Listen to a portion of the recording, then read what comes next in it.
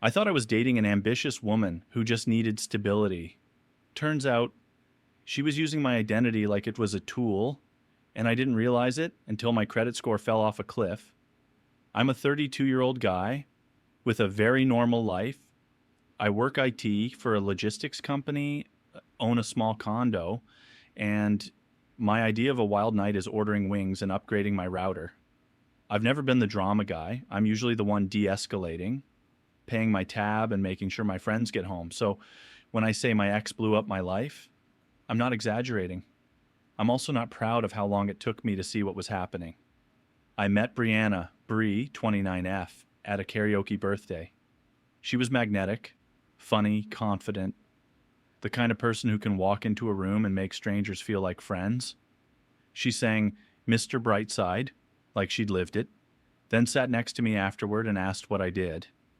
When I said it, she grinned and said, "Perfect. I need someone who knows how to fix things." I should have asked, like computers or people. We started dating fast, and for the first couple months it felt easy. She'd show up with coffee, send memes during my meetings, and talk about big plans like the world owed her success. I liked her energy. After years of dating women who were nice but predictable, Bree felt like color.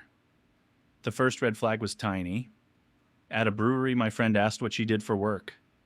Bree described herself as leading campaigns and managing budgets, then leaned in and whispered, "Don't say I'm just a coordinator. People treat you differently." I told myself everyone inflates titles. Harmless. Then came the little public jabs. If I told a story, she'd correct me. If I ordered food, she'd ask if I was sure, with that smile that made me feel like a kid. If I laughed too loud, she'd say, "You're so easily entertained." It was always delivered like a compliment, but it didn't feel like one. The weird part was how quickly she'd switch if I reacted. If I got quiet, she'd grab my hand and say, "Babe, I'm kidding. Don't be sensitive." If I tried to talk about it later, she'd accuse me of keeping score. The message was clear. My feelings were inconvenient. The money stuff didn't start as theft. It started as pressure. Bree loved nice places all the time. She'd send me restaurant videos and say, "We're going," like it was a fact. At first I paid because I made more, and she did the "I'll get you next time" thing. But next time was always coffee, not dinner.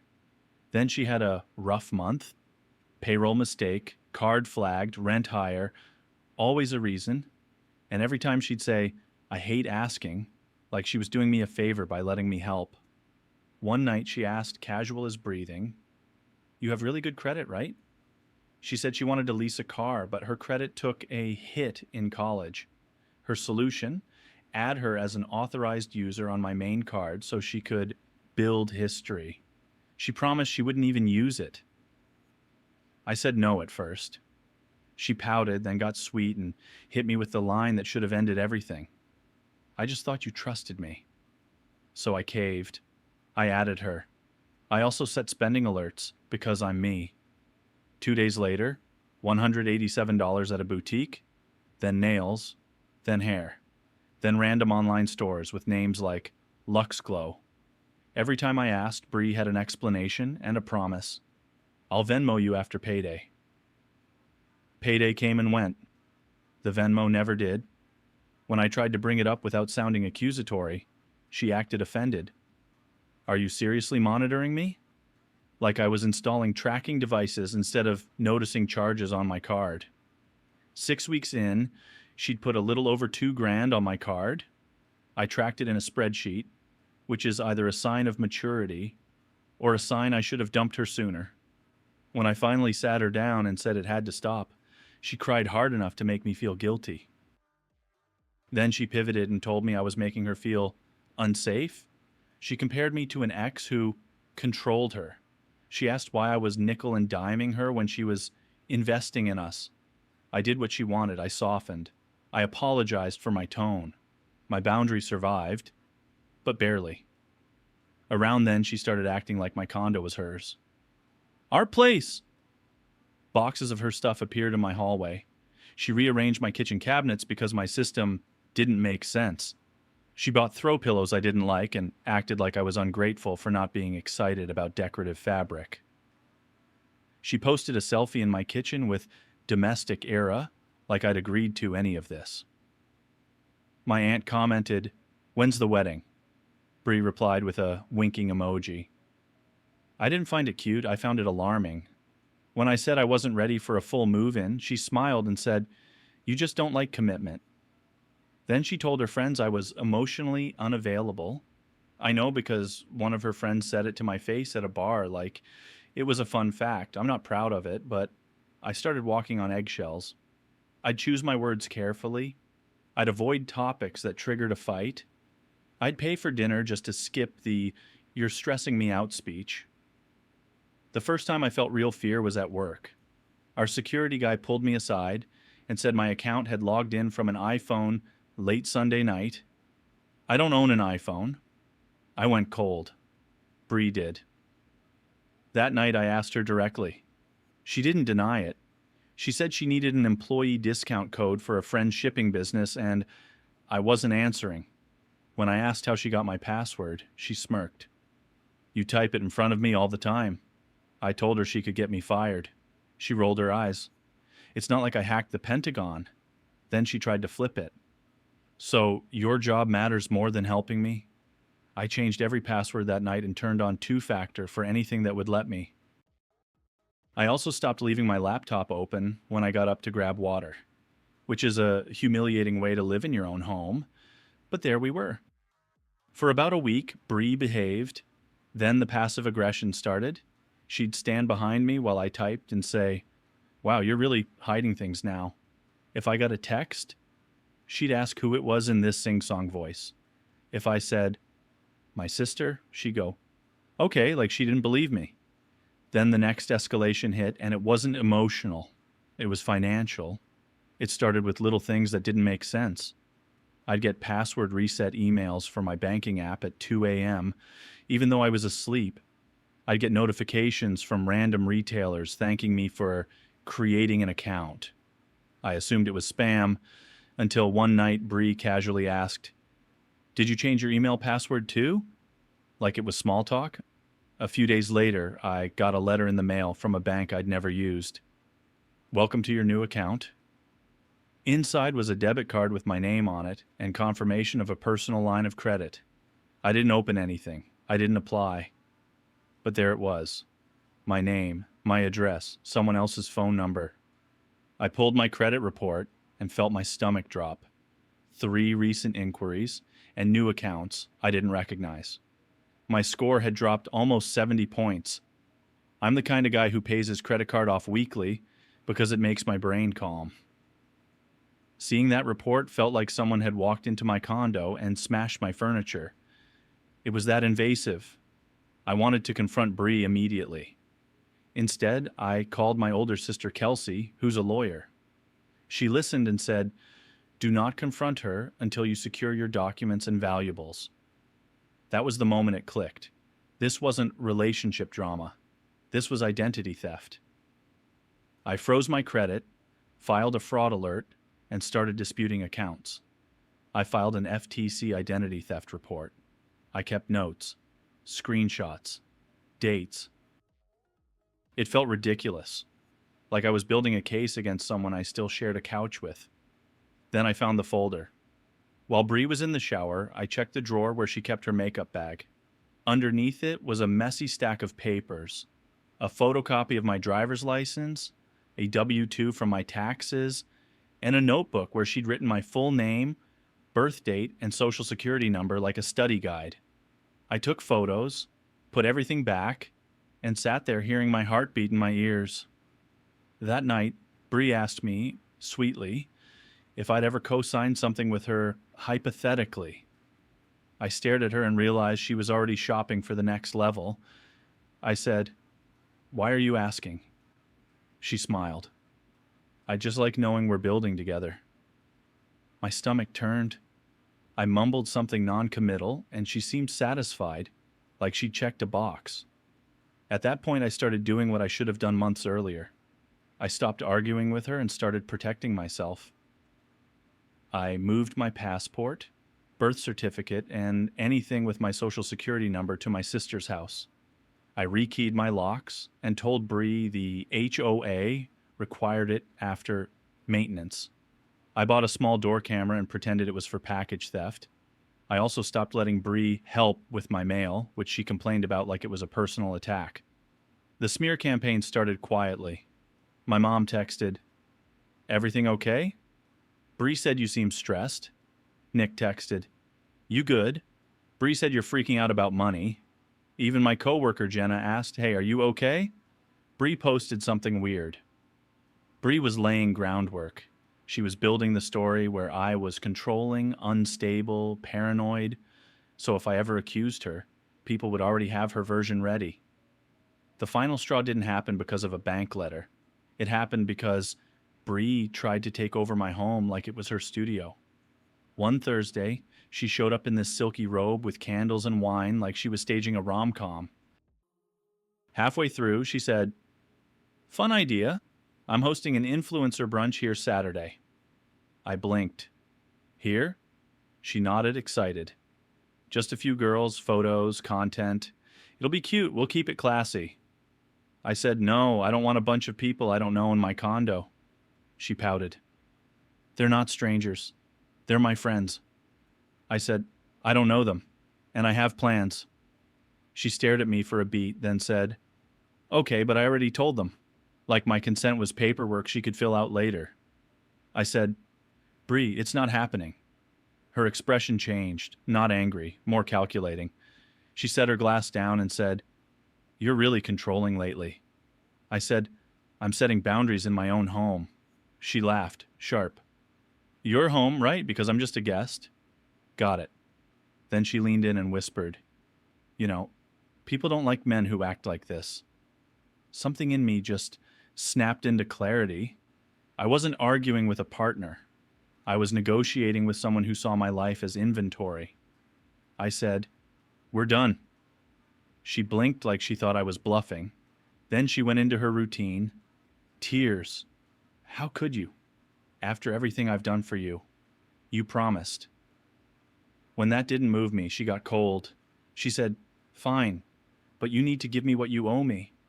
I almost laughed. "What I owe you?" She gestured around the condo. "I contributed. I bought things. I made this place a home." I said, "Bree, you opened accounts in my name." Her eyes flashed for half a second. Fear, then anger. She said I was making things up and that I needed help. Then she walked toward the door and, without breaking eye contact, scooped my spare car key out of the little bowl by the entryway. I told her to leave it. She smiled. No. She left. 20 minutes later, my new door camera pinged, motion detected.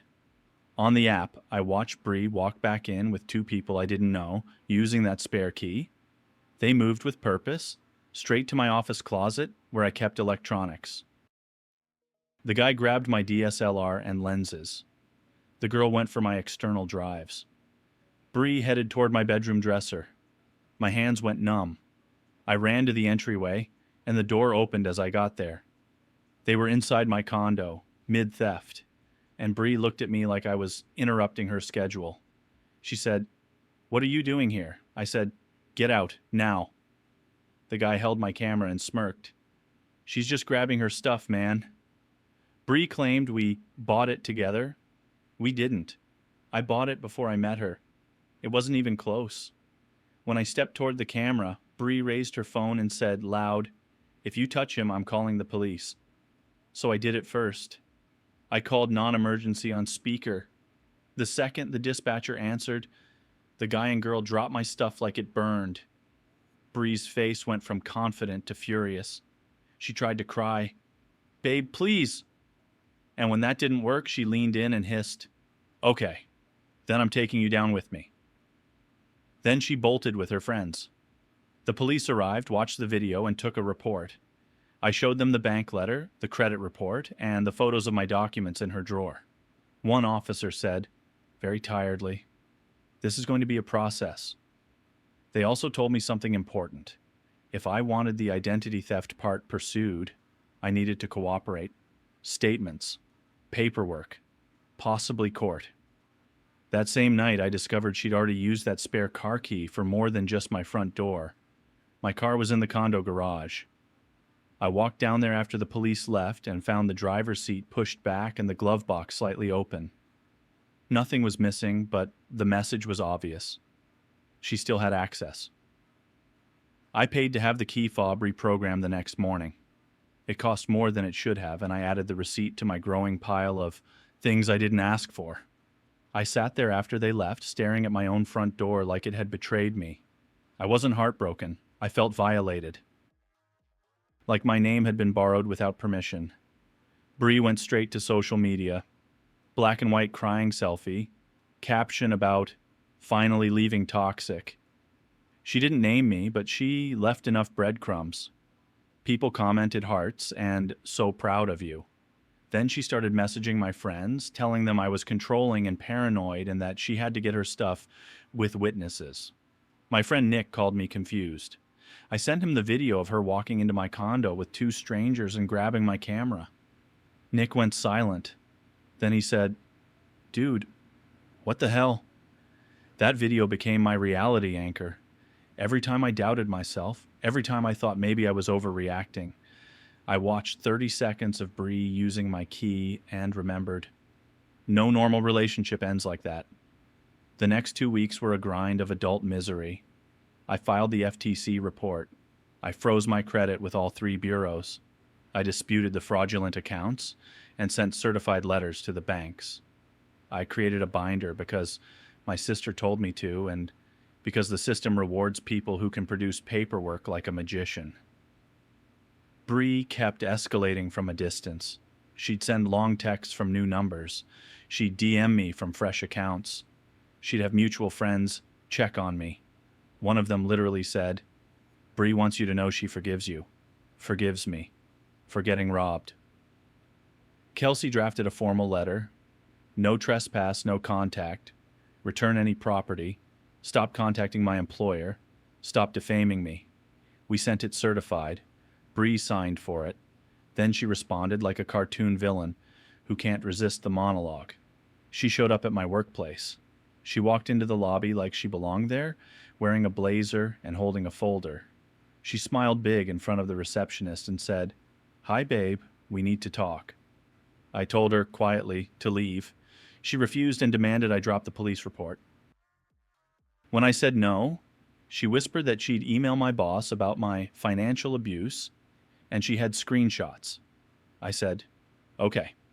Then I walked back to my desk and told HR exactly what was happening. I gave them the police case number. HR came with me to the lobby, told Bree to leave, and had security escort her out. Minutes later, she emailed me at work anyway. Long, rambling accusations with selectively cropped screenshots. She even CC'd a generic info address she found on our website like she was submitting a complaint to the universe. HR didn't panic. They asked me for context. I gave them the full threads and the police report number. My manager told me, "Handle your personal situation. We'll handle work." I could have cried from relief. A couple days after that, the detective called and said the bank had traced the online applications to an IP address tied to Bree's apartment complex. The phone number used matched hers. One store card had footage of Bree using it. He said they were pursuing identity theft and fraud charges. I expected to feel triumphant. I felt tired. Mostly I felt embarrassed that someone I'd brought to my mom's house had been quietly wrecking my finances. The real karma came from the fact that Bree wasn't just doing this to me. Bree's manager called me carefully to confirm basic facts because the police investigation mentioned Bree's name. Apparently her company was already looking into weird expense claims, client lunches that weren't clients, reimbursements that didn't match receipts. My report didn't start that investigation, but it sped it up. Bree was fired the next day. That's when the mask really fell.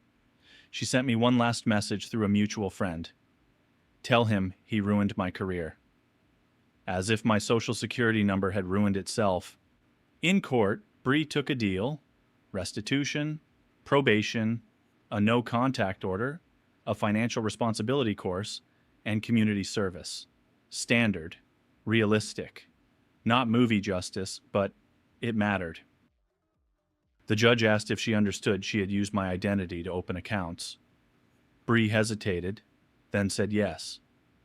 That single yes felt like someone finally turned the lights on. After the hearing, Bree tried to approach me outside, like we were going to have a final dramatic conversation.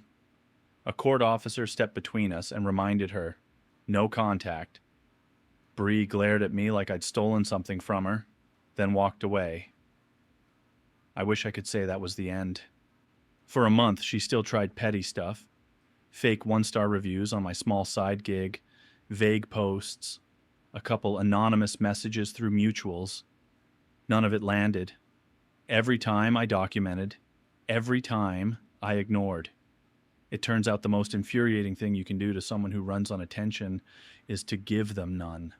A few months later, I got a letter from a state agency addressed to Bree at my condo. She'd put my address on an unemployment form, claiming she lived with me. I forwarded it back with the no contact order and the case number. The detective later told me she got flagged for benefits fraud too.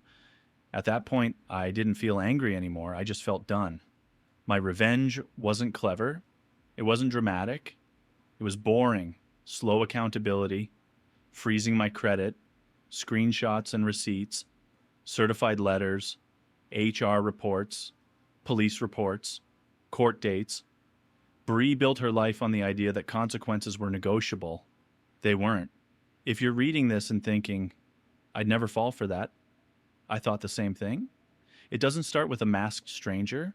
It starts with someone you want to trust, asking for a little help. If you ever see unexplained inquiries on your credit, don't debate it with your partner. Freeze your credit first, then talk. Protect yourself before you try to be nice.